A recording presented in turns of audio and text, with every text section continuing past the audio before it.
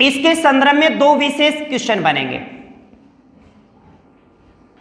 कन्नौज शाखा का प्रारंभ किस प्रतिहार शासक से माना जाता है? पहली बात, कन्नौज शाखा का प्रारंभ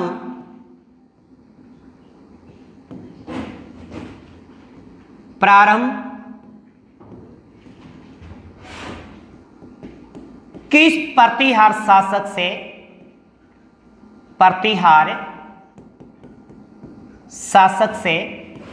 माना जाता है?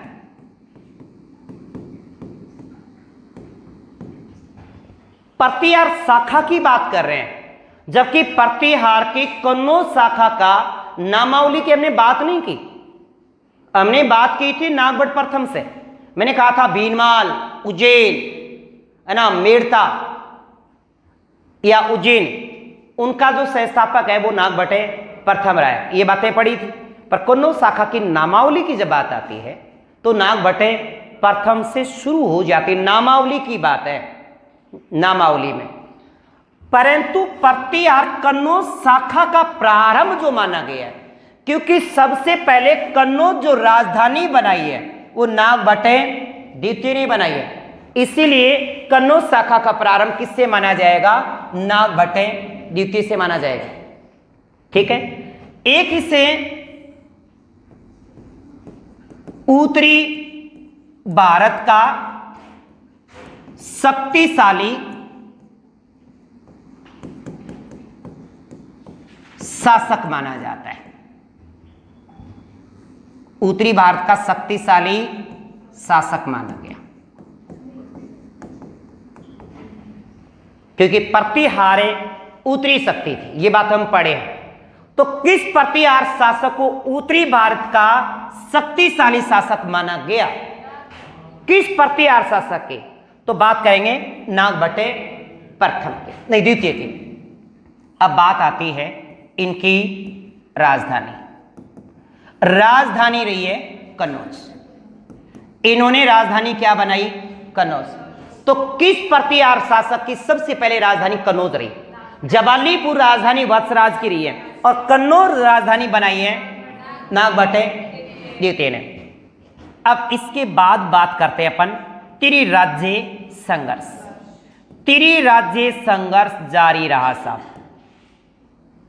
त्रिराज्य संघर्ष अब भी जारी रहेगा। वही तीन शासकों की बात करेंगे, पाल, प्रतिहार और राष्ट्रकूट, तीन रहेंगे। जबकि कन्नौज का जो शासक है, उधर कन्नौज का शासक चक्रायुध है। अब इंद्रायुध के स्थान पर कौन बन गया था? चक्रायुध। कौन है? चक्रायुध। अब देखो, सबसे पहले पाल वंशीय शासक यहां पे है धर्मपाल। कौन है? धर्मपाल लोयसा। प्रतिहार यहां पे है नागभट्ट सेकंड। राष्ट्रकूट शासक है गोविंद तृतीय। गोविंद तृतीय धारावर्ष के बाद की बात है, गोविंद तृतीय। अब होता क्या है? सबसे पहले धर्मपाल को हराता है मुंगेर के युद्ध में। मुंगेर या फिर मुंडोर, पर मंडोर नहीं, मुंडोर। यह स्थान पड़ता है बिहार में, का युद्ध होता है। और इस युद्ध में धर्मपाल की हार हो जाती है। धर्मपाल इसमें हार गया और उधर चक्रायुध को हरा करके, चक्रायुध पे भी आक्रमण करता है और चक्रायुध को हरा करके कन्नौज राजधानी बना लेता है। यानी चक्रायुध को हराकर नागभट्ट सेकंड राजधानी किसको बनाता है? कन्नौज को। तो किस प्रतिहार शासक ने चकरा युद्ध को हराकर कन्नौज राजधानी बनाई? तो नागभटे सेकंड ने बनाई, नागभटे सेकंड। अब कन्नौज राजधानी बन जाती। जब कन्नौज राजधानी बन गई तो उधर राष्ट्रकूट शासक चुप रहने वाले तो नहीं है। अब कहते हैं कि राष्ट्रकूट शासक गोविंद तृतीय ने इस नागभट सेकंड पर आक्रमण कर दिया और नागभट सेकंड इसमें हार गया।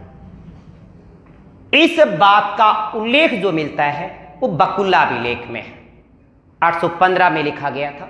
और ये मुंगेर का युद्ध जो हुआ था ये 816 ईस्वी को हुआ है। कब है? 816। जबकि गोविंद तृतीय जब से सबसे पहले तो हराता है ये चकरा युद्ध को, सबसे पहले चकरा युद्ध को ही हराता है, क्योंकि कन्नौज था डाउट में। अब कन्नौज पे आक्रमण करता है, चकरा युद्ध को हरा देता है, कन्नौज को राजधानी बना लेता है। इसके बाद अगले साल वो पाल वंशीय धर्मपाल से पंगा लेता है और पाल वंशीय धर्मपाल 1816 के मुंगेर के युद्ध में हार जाता है। पर उससे पहले कहते हैं कि गोविंद राष्ट्रकूट शासक है,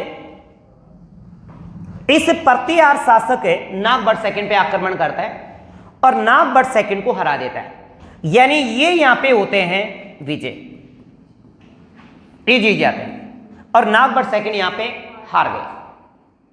इसका उल्लेख जो मिलता है वह बकुला अभिलेख जोधपुर वाले में, बकुला अभिलेख जोधपुर 815 ईस्वी में लिखा गया था। उस बकुला अभिलेख में यह बात लिखी गई है कि गोविंद तृतीय ने नागभट सेकंड पे आक्रमण किया और आक्रमण के बाद ये हार जाते हैं। ठीक है, जैसे हार जाते हैं तो हारने के बाद ये नागभट सेकंड परेशान हो जाते हैं सब और अपना राजपाट छोड़ करके गंगा के अंदर जीवित जल समाधि ले लेते हैं। तो निम्न में से किस प्रतिहार शासक ने गंगा में जीवित जल समाधि ली?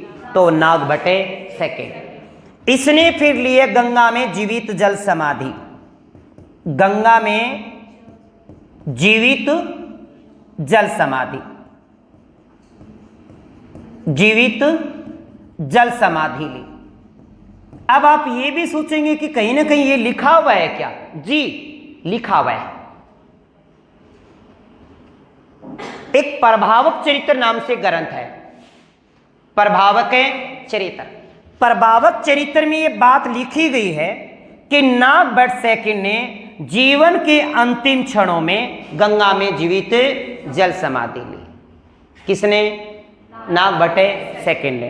तो नागभट सेकंड गंगा में जीवित जल समाधि लेने वाला एकमात्र प्रतिहार शासक है।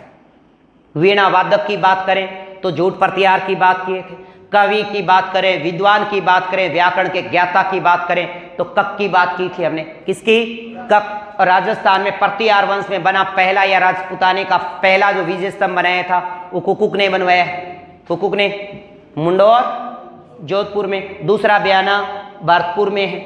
तो प्रतिहार शासक में नागभट सेकंड की अगर विशेष बात पूछे तो सबसे इंपॉर्टेंट बात तो एक ये है। अगर नोट करें, सोचो कि पेपर में क्या पूछा जा सकता है। एक तो ये लाइन, कन्नौज शाखा का प्रारंभ किस प्रतिहार शासक से माना जाता है? दिमाग में रखिए और छप गया पेपर में, वो है कन्नौज शाखा का प्रारंभ नागभट सेकंड से माना जाता है। सबसे पहले कन्नौज राजधानी किस प्रतिहार शासक की रही? तो उत्तर है नागभट सेकंड की। ओके, याद रहेगी। और तीसरी बात यहां पे ये बनती है, गंगा में जीवित जल समाधि। किस प्रतिहार शासक ने गंगा में जीवित जल समाधि ली? आपको ये, मुझे नहीं लगता कि नागभट द्वितीय के बारे में ये पूछा जाए कि उस समय राष्ट्रकूट शासक कौन था। मुझे नहीं लगता कि ऐसा पूछा जाए, क्योंकि जहां तक मुझे लग रहा है, एक तो ये प्रश्न बहुत इंपॉर्टेंट बनेगा कि कन्नौज शाखा का प्रारंभ किस प्रतिहार शासक से माना जाता है, तो आपका उत्तर होगा नागभट द्वितीय से। इसके बाद सर्वप्रथम कन्नौज राजधानी किस प्रतिहार शासक की रही है? तो वो नागभट सेकंड की। और किस प्रतिहार शासक ने गंगा में जीवित जल समाधि ली? तो वो नागभट सेकंड। आपसे ये नहीं पूछेंगे कभी भी कि भैया इसका उल्लेख कहाँ मिलता है। कभी पूछा है क्या? ये बताइए, प्रश्न किया तो कहाँ से उल्लेख मिला है? कभी देखे हो पेपर में? नहीं देखे ना, या देखे हो? हैं? देखे हो? कहाँ देखे? नहीं मिलता, कभी नहीं पूछते कि इसका उल्लेख कहां मिलता है। हाँ, वेनिडिटोरी वाली बात अच्छी है, वो बात पूछी जा सकती है, उसके बारे में तो मैं कहूंगा कि वहां से क्वेश्चन बन सकता है कि राष्ट्रकूट धारावर्ष और वत्सराज के बीच जो त्रिराज्य संघर्ष में युद्ध हुआ था गंगा यमुना के दोआब पर, इसका उल्लेख कहां मिलता है? तो वेनिडिटोरी अभिलेख में मिलता है। और एम लम का उल्लेख कहां मिलता है? वेनिडिटोरी अभिलेख में मिलता है कि जो धारावर्ष ने जब वत्सराज को हराया, गंगा यमुना के दोआब का जो चिन्ह था अपने राज चिन्ह में अंकित करवाया, उसका उल्लेख कहां मिलता है? तो वो है वेनिडिटोरी अभिलेख, याद रहेगी। फिर मैंने एक बात कही थी रांधनपुर वाली, रांधनपुर आप कभी डाउट में छोड़ दो, रांधन पर कभी नहीं पूछेगा। ये जरूर याद रखें कि त्रिराज्य संघर्ष किसके काल में शुरू हुआ है, कितने साल चला है, पाल वंशीय शासक कौन था, कन्नौज का शासक कौन था, राष्ट्रकूट शासक कौन था, क्योंकि फर्स्ट वाली बातें तो पूछता है और बार बार पेपर में पूछा गया कि त्रिराज्य संघर्ष लेकर था, पाल प्रतिहार राष्ट्रकूटों के बीच था। किसको लेकर था? कन्नौज को लेकर था। कन्नौज उस समय पाटलिपुत्र के समकक्ष था। 150 साल त्रिराज्य संघर्ष चलता है। महावीर स्वामी जैन मंदिर वत्सराज ने बनवाया ओसिया जोधपुर में, ओसिया जोधपुर में प्रतिहार कालीन है। कुलेमाला ग्रंथ की बात करें, हरिवंश पुराण की बात करें तो बात करेंगे तो वत्सराज की आएगी। वत्सराज की सबसे पहले राजधानी जालोर रही, सबसे पहले राजधानी जालोर रही। यही तो बातें पढ़े।